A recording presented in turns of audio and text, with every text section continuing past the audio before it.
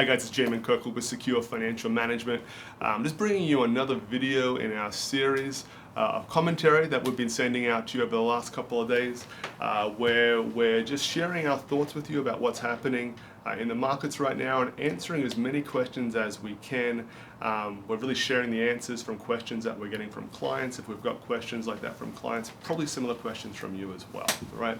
And so what I want to talk about here is, why is investing so difficult, so tough, right? Sounds like kind of a stupid title, but there's more to it. I promise I'll get to it. Because what I'm getting into specifically here is it's around pricing and the way pricing and valuations are presented to you. Okay? Now, at a very high level, if you look at the answer to that question, why is investing so tough? Why is it, feel so gut-wrenching sometimes? The simple answer is the markets are down over 35% in a couple of weeks. That's a simple answer, right? Of course, and I would agree with you. But more than that, I want to explain why we feel, and we talk to clients and try to explain and educate this to them, is that it's around pricing and the fact that your investments, whether it's a portfolio that we have, investments of your own, or your 401k even, the pricing for that investment, that asset that you have, is different than the pricing that you have for every other asset in your life. So let me go into a little bit more detail about that with you, okay? Whenever we're looking at valuations for your investments, individual equities, stocks, ETFs, mutual funds as well. Mutual funds are only priced once a day at the end of the day, but same concept, right? You are looking at real-time valuations, that if you want to sell that asset right now, this is what it's worth, and I can find you a buyer instantly for it. And that's not usually how most asset valuations in our life work.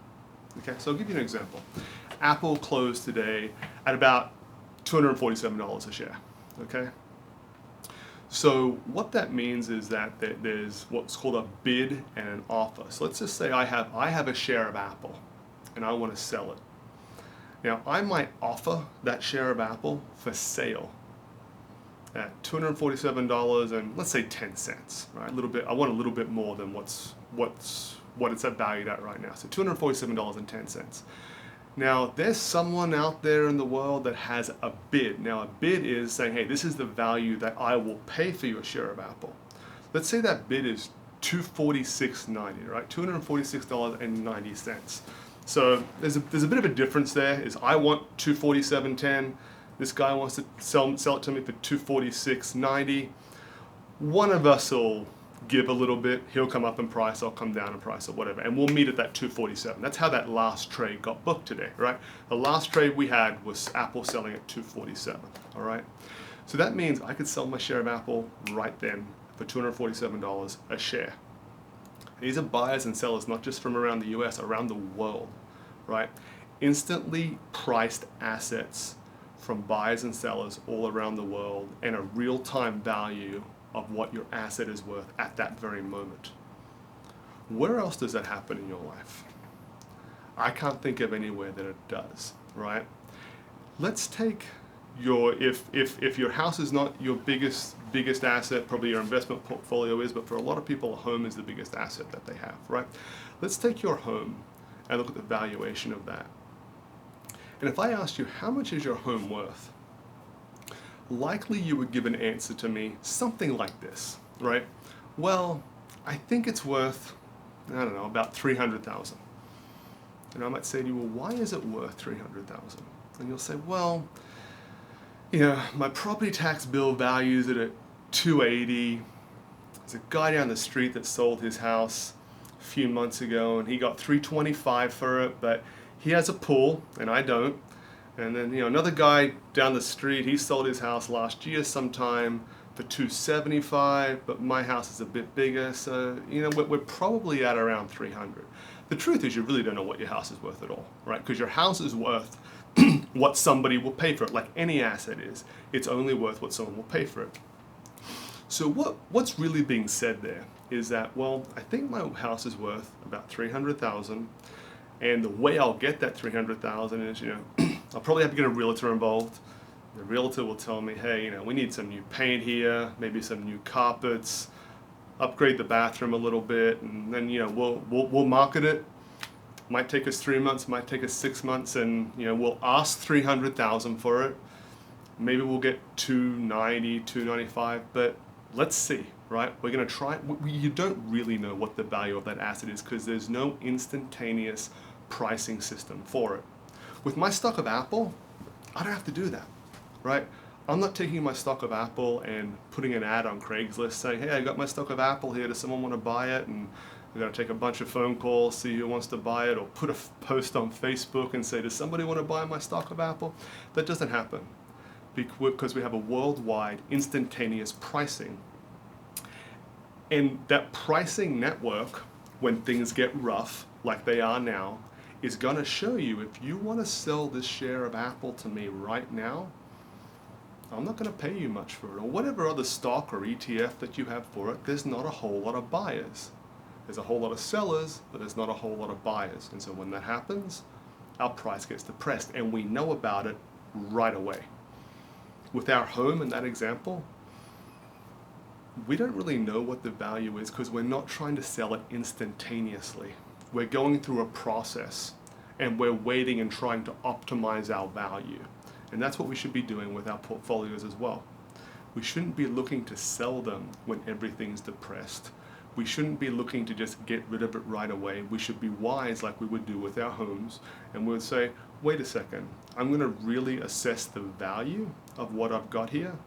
I'm going to use some experts to try and price it, and I'm going to try and maximize my value in this. Let me end with this example, right? I think it's fair to say that whether you call it a health crisis, economic crisis, whatever it is, we're going through some sort of event here, storm, catastrophe, whatever you might want to call it. And our portfolio is being affected in such a way that it's reflecting that as well, all right? But if we had a home, I'm going to use an example of a house that you might have down the Texas Gulf Coast, right? And I use this example because we've got lots of clients that have second or third homes down there in Rockport or Port Aransas or wherever it might be down there. And let's say you're pretty close to the water, and it's August, September, peak of hurricane season, and you know what? There's a big hurricane that's heading straight for us, right? Now, we've got a really strong house. It's all reinforced and it's built for a hurricane, right? But still, we've got a catastrophe. We've got a storm coming towards us, kind of like what we're going through right now. Now, would that be the ideal moment to try and sell that property? Probably not, right? If that storm is 6 hours out, 3 hours out from making landfall, and we're there in our house and we've prepped it, we're getting ready to go, and we go outside and we're like, hey, I'm going to try and sell my house right now. I'm going to try and find a buyer for it right now. And maybe that house in normal situations is worth $500,000. Do you think you're going to get $500,000 for it with a hurricane 6 hours away, 3 hours away? Probably not. There's not even a lot of buyers around.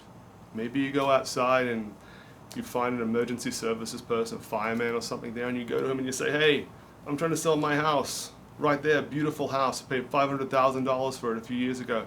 Buy it off me. He's like, I don't even want to buy a house. It's like, just make me an offer. Give me anything. I'll give you 50 grand. He says, I'll give you 50 grand. Would you sell it? Probably not, right? You've gone out and you've tried to sell an asset, a valuable asset, at a distressed time. We wouldn't sell our beautiful home to that fireman for 50 grand, right? Let's think about that with our investments as well. Guys, I hope this has helped. Again, none of this should be considered an investment recommendation. If you've got any questions about your personal financial situation or your investments, please give us a call here, 210-428-6250. We'd be happy to speak with you.